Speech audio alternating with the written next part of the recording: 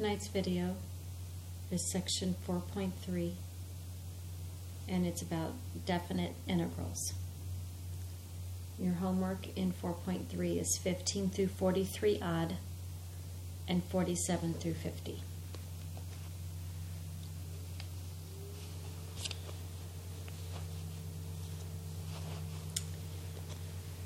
So what we have done so far is an indefinite integral, in which that means it does not have the upper and lower bounds, and when we integrate it we have to put plus c for our constant of integration. In this one we do not. So we're going to begin by looking at a definite integral as the area of a region. So if f is continuous and non-negative on the closed interval from a to b, then the area of the region bounded or boxed in by the graph of f, the x-axis, and the vertical lines x equals a and x equals b is given by this. So again, area is equal to the integral from b to a of f of x dx.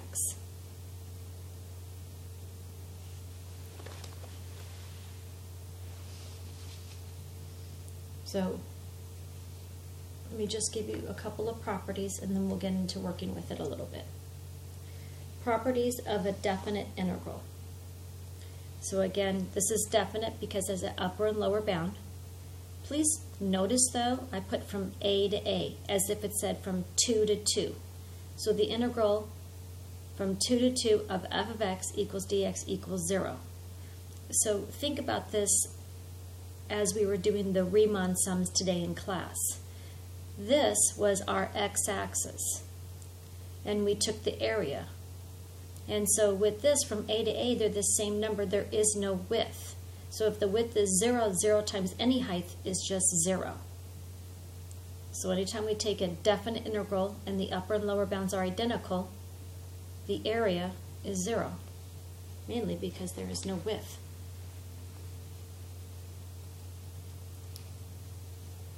Next, if we are given the definite integral from a to b of f of x dx, we can go ahead and switch those bounds, and in switching those bounds, we factor out a negative. And again, this is on closed interval from a to b. Please denote, when I'm looking at the interval from a to b, you know in interval notation this is always a lower number, this is a higher number. So therefore, if this was 2, this could be something like 3. I could take out a negative and make this from 3 to 2.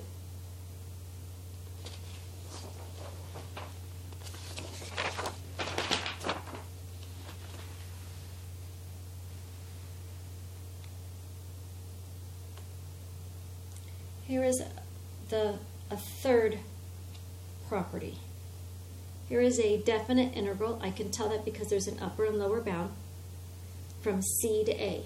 Well, this is the same thing as if I do the definite integral from b to a of f of x dx plus the definite integral from c to b of f of x dx.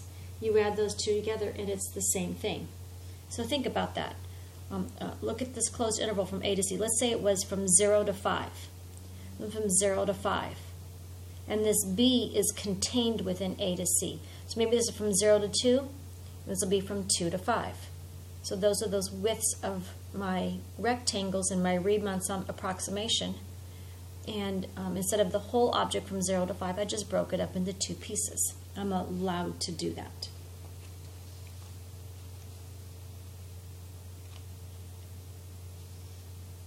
Another thing I'm allowed to do, which I believe we noticed today, and that is, again, this is a definite integral because it has an upper and lower bound.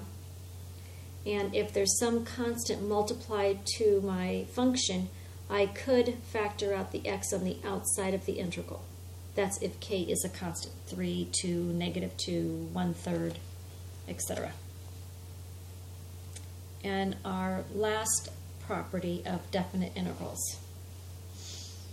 So if I have two functions in here, whether they're being added or subtracted, as you have already seen me do in class, I'm allowed to separate those. And please make sure you write it just the way I have it. You must write the upper and lower bounds, and each one must be with respect to x, with dx.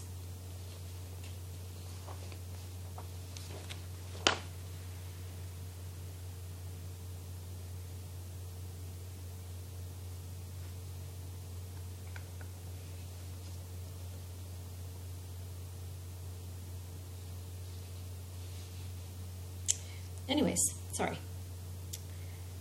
So again, I just wanted to note that in interval notation, from smaller to larger, which is the way we want to do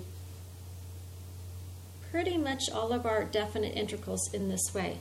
If I get it from a to b, like from 2 to 3, I'm going to want to go ahead and switch it and take out that negative. Next, we're actually not going to be doing the math of the definite integral yet. We're actually going to, as it started out, do the idea of area, like Riemann sums, area. And so what I'm trying to show you in this graph, that, in fact, I'm going to see if I can find this again. Back on the first page, it says if f is continuous and non-negative. So what I'm trying to say about not negative, that is, up here it's not negative, it happens to be positive. So the area underneath this function, underneath this curve, my area is positive. But any area underneath the x-axis is negative.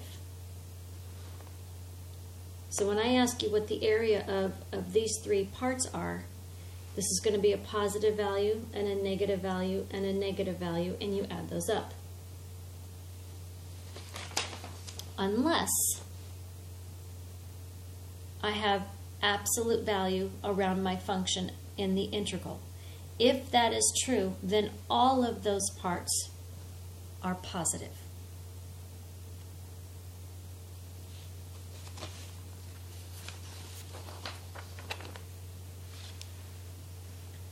So let's practice setting up a definite integral. Let's say I'm given this picture. They tell me that the function is 4 minus 2x.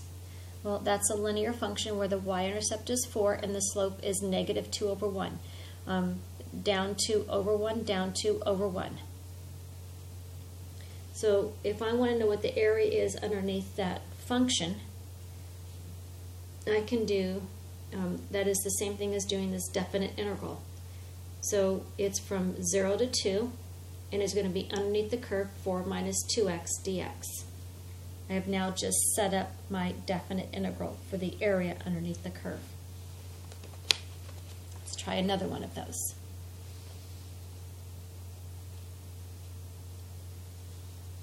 So I have a function, my parabola, x squared, right?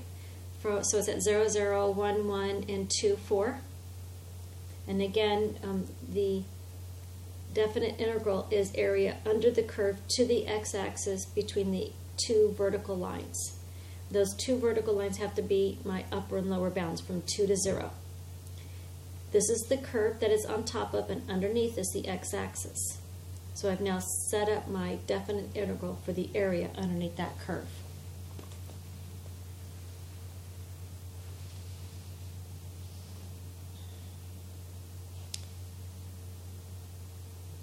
So this is also a parabola, but we're not used to seeing it with a y. It's usually with an x. So when the parabolas have switched out their variables, that means it's a inverse. So in other words, now it's a parabola that's laying on its side. And it has been shifted up 2 units. So anyways, we have a sketch of this graph.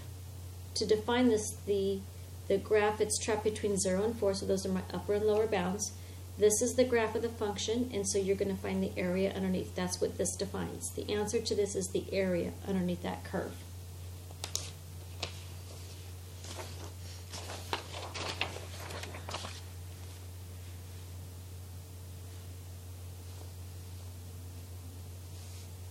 So now let's sketch a region described by the definite integral. Now we're going to go backwards. Last time we started with the graph. and write the definite integral. Now I'm going to give you the definite integral, and we're trying to sketch the graph. So the area equals from 3 to -2, and that's in proper order from the biggest to the smallest. My function is 4 dx. So if that's my function 4, I can set that equal to y equals 4, right? That's my function inside. And I need to find what this is this answer is an area. So let's go sketch out this object. And then we can actually answer this definite integral by finding the area. So this is y equals 4. There's y equals 4. It's between 3 and -2. So that shape happens to be a rectangle. The formula for area of a rectangle is length times width. So the length is 5 times the height of 4. So that would equal 20. And it's all above the x-axis, so it's all positive.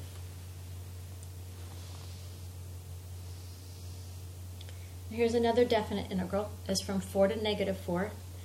And this will be my absolute value function that has been reflected over the x-axis and vertically shifted up 4 units. So the answer to this is going to be the area underneath that curve between 4 and -4 and the x-axis. That's how it's bounded.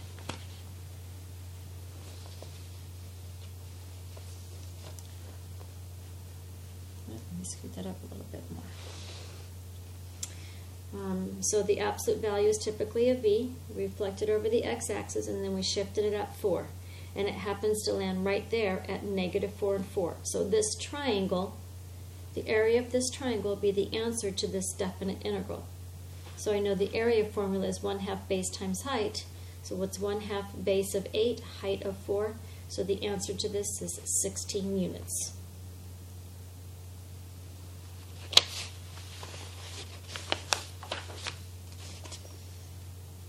Here's another function. This one might be harder to recognize how to sketch this out. So here's a definite integral. Goes from 2 to -2. This is the square root of 4 minus x squared dx. So remember the equation of a circle centered at 0, 0. It is x squared plus y squared equals r squared. So I could take that. I could solve it for y, because in my function I want the variable x. I'm going to solve it for y. And then I'm going to go ahead and take the square root. But you know, in taking the square root, that I could have positive and negative. So for the positive, it is the top half of a circle. And for the negative, it is the bottom half of a circle. So, since this one here is positive, right? There's no negative here or here. Since this is positive, I want the area of the top half of the circle. So r squared, this is 4. So that means my r happens to be 2. So I'm going to sketch out the top half of a circle centered at 0, 0 with a radius of 2. And they want me to find the area of this. That's what this definite integral is. It's hard to tell that that is an equation of a circle centered at 0, 0. But hopefully you can follow through and see what I did. So the answer to this area, sorry that it's at the bottom, having to scoop this paper. Area, or the definite integral answer, is 1/2 pi r squared, which is 1/2 pi 2 squared, right? Because I want 1/2 of that circle. So that's 4 divided by 2. The area is 2 pi. That's the area of half of a circle, which happens to be the answer to this definite integral. Thank you.